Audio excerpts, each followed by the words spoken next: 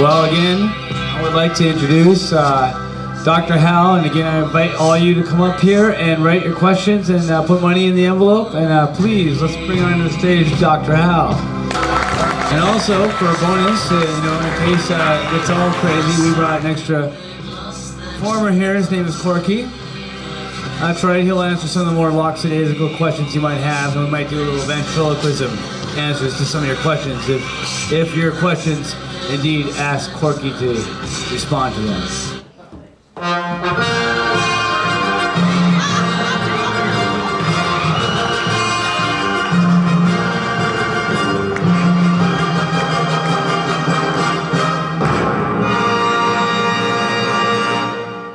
He who has trod the shadows of Zofik and looked upon the coal-red sun oblique, henceforth returns to no anterior land, but seeks a latter coast where cities crumble in the Black Sea sand and dead gods drink the brine. He who has known the gardens of Zofik, where bleed the flutes torn by the Simord's beak, savors no thought of greener hemispheres.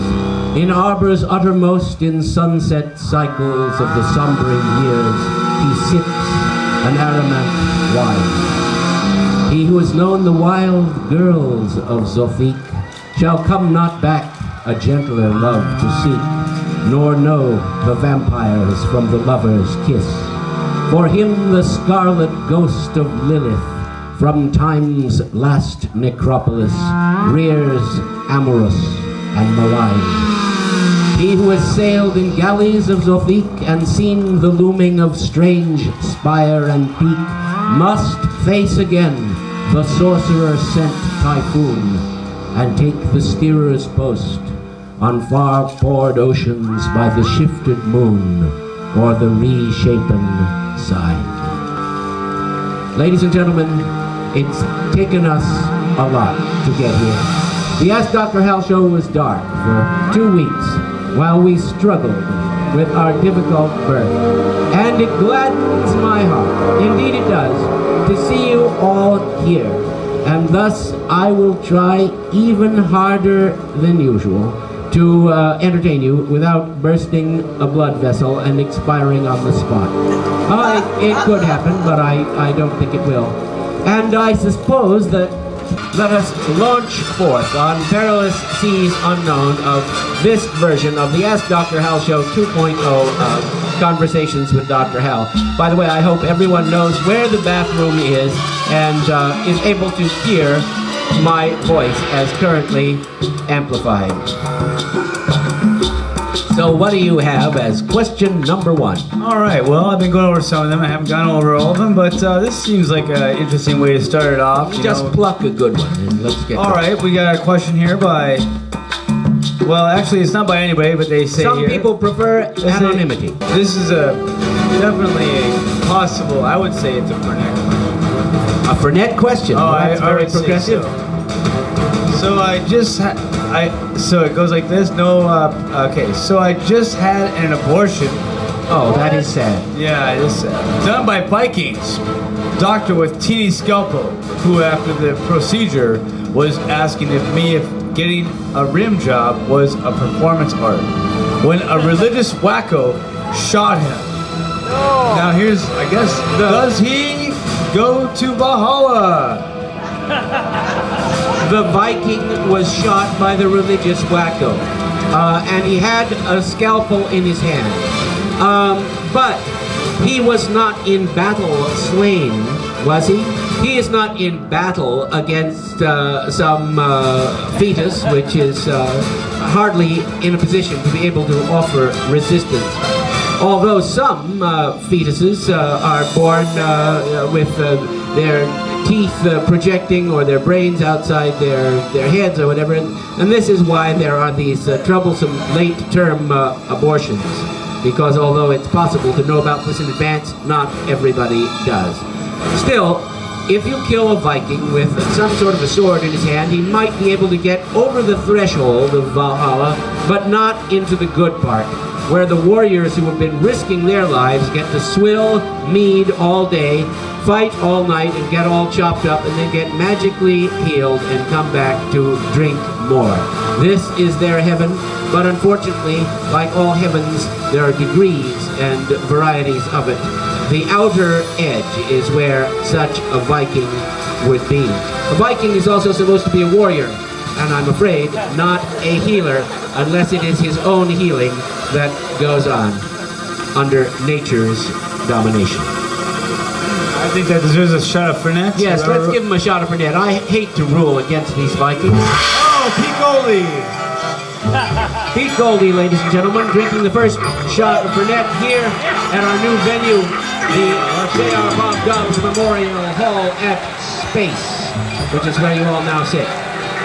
But this all reminds me that we have someone among us today who is celebrating her birthday, and that is Cherry Zonkowski. She is here, and I would like to invite her up for the KroB moment. So Cherry, please come up and take a seat, and we will provide you with some gas. Won't we? Yes. Is it all loaded and ready to go? I believe so. I've never loaded one of these hippie crack things before. Let's see, should I well, we could give it to an expert to load, but... absolutely. Is there anyone who is an expert at it? Oh, you are! Perfect! Well, hand the device over. Now remember, ladies and gentlemen, this could be the gateway drug. I remember as a kid, myself... Gateway to the Golden West. At 12 years old, working at Denny's restaurant as a dishwasher. Once I started doing whippets in the dish room, it was over. I was on to heroin and on to better things, and I realized heroin's not a gateway drug. And other drugs. So just as a warning there, KroB moment. Here it comes.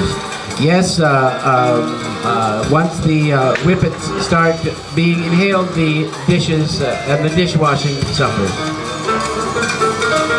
And so, like drinking a toast to everyone, or being toasted by everyone, this is your KroB moment, which in our other show is often accompanied by flashing lights, all sorts of sounds and carrying on and distortion of my voice, but like this is the kinder, gentler conversations with Ask Dr. Hal.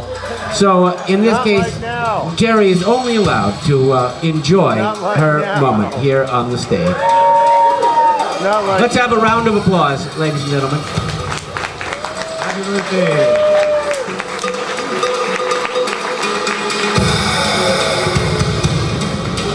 There you have it.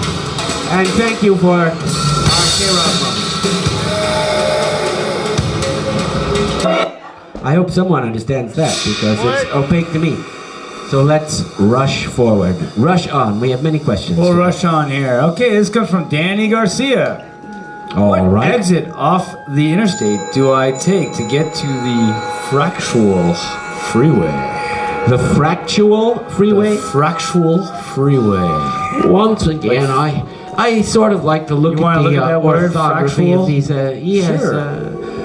The fractal freeway, that's the fractal turnpike. Oh, it's the fractal freeway, and that's slightly different. Because rather than being anfractuous, it is the fractal piece of a larger system. Well, here is the answer, and please attend carefully, Danny. Any exit will take you there, because any portion of the freeway is a fractal portion of the larger globe-encircling system of roads, which have been constructed by restless man to get him from point A to point B. Remember, a fractal portion is a small fragment which in its entirety represents the greater entirety of which it is a small part. You know, when I was a little boy, they didn't have the freeway system. It was built in my lifetime, believe it or not. It's so large and massive we tend to think it's been here always. Not so. It was built during the Eisenhower administration, and it will never go away until we do. and then nature will dissolve it. But, you know, I don't think it really answers this question. I mean, it's kind of like asking for directions anywhere. I mean, how does he know which way? You asked him. He asked what exit it was, and he asked which exit. For the exit. I mean, it wasn't like what exit off the interstate do I take to get to the fractal freeway? Yeah, I'll take which one? Any exit. Oh, any. Will take you there. Really, I mean, yeah. You can take. Like, I could list one, but okay. I mean, yeah, but anyone that it's kind of like, you know, it's like thanks. No. All right.